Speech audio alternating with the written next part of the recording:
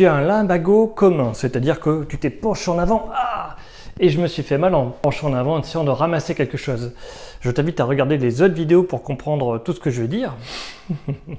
Voilà, c'est pour faire un point. Donc, entre le moment où on se blesse et les 4 jours qui suivent, si tu respectes les différentes postures que j'ai montrées dans les autres vidéos, c'est-à-dire la manière de se tenir, la manière de s'asseoir, la manière de dormir, à ce moment-là, normalement, tu ne vas plus avoir de douleur. Au bout de 4 jours, les douleurs vont diminuer, voire complètement disparaître. C'est parce que la phase inflammatoire est passée.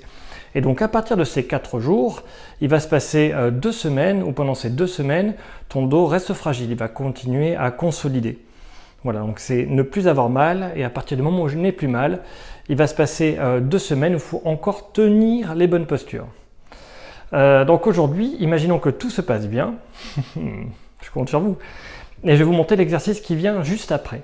Donc quand vous êtes fait mal en vous penchant en avant, et que vous êtes bien en vous tenant dans cette position-là, on va essayer de creuser le dos pour dire au dos, mais regarde, c'est cette position qu'il faut tenir, glisse bien, que les muscles soient relâchés. Donc l'exercice à faire, c'est celui-là. Donc chevalier servant, genou redressé, je m'allonge.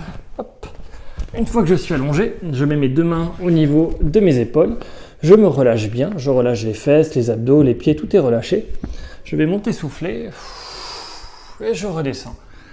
Donc c'est en mobilisation, en mouvement. Je vais monter et souffler. Je me relâche. Voilà, est-ce que je suis relâché? Oui, je recommence. Ok, je me relâche. Et donc je vais faire des répétitions. Hop, ça c'est pour se redresser, c'est comme ça.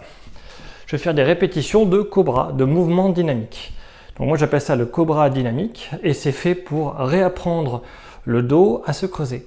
Donc c'est pas les muscles qui maintiennent le dos qui vont travailler, c'est ceux qui sont juste à côté et qui vont coordonner un peu les mouvements entre le fait de se redresser, bon, c'est ceux qui vont bosser, et qui vont dire à ton dos, regarde tu peux le faire, tu te sens bien dans cette position, vas-y. Reste ici. Donc ça c'est la deuxième étape après l'étirement en rotation pour relâcher le dos. C'est ça qu'il faut faire pour essayer d'aller mieux.